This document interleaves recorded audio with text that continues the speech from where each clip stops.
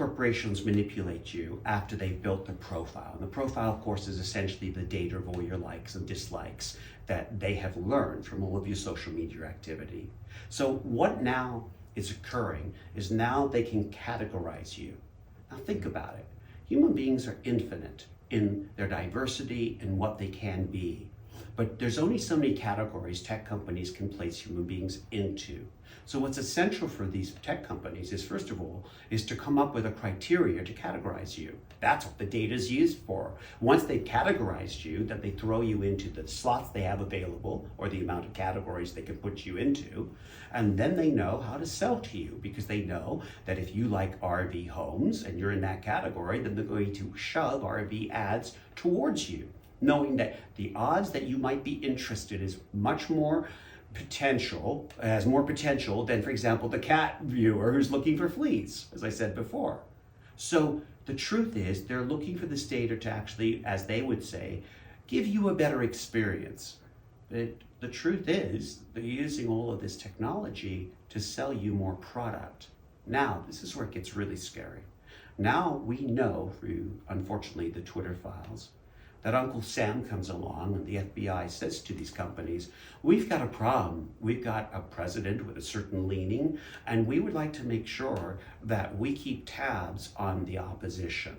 It's not really said that way. It's said in a more jaded way. It's saying the opposition is giving us problems with law enforcement, and we need you to give us definitions of what's going on by data. Tell us who you would consider definitionally in that category of a person we don't like.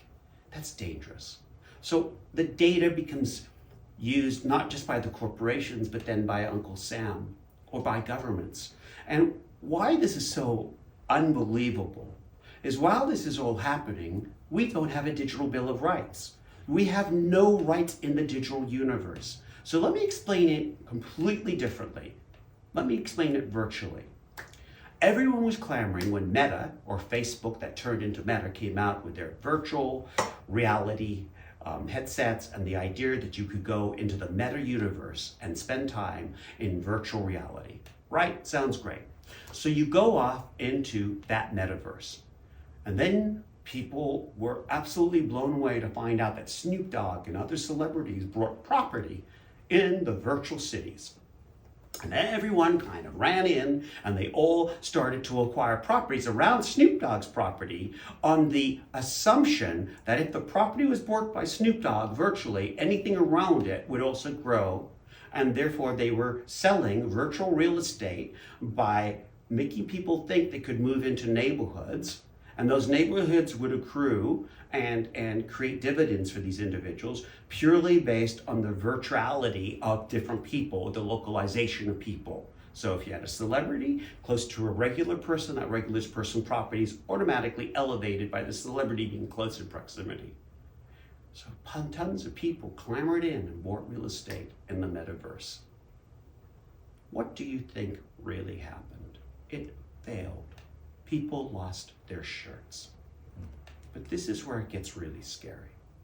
For some of the audience that will say, I'm still in on crypto, I'm still on all this virtual stuff, I'll say this to you.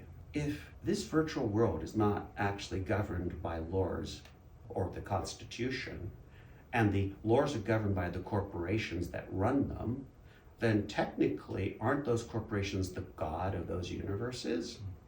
And therefore, if they make a change in a service agreement or a change in the user agreement, or decide, wow, we made $1 billion on all that property around Snoop Dogg. So you know what we're gonna do? We've decided we're going to just expand that real estate. You see, we're God. So the earth now, or our little world, is twice as big. And so we can put twice as much property around Snoop Dogg's property.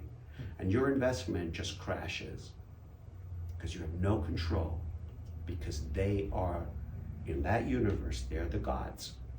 That is why the metaverse is very dangerous.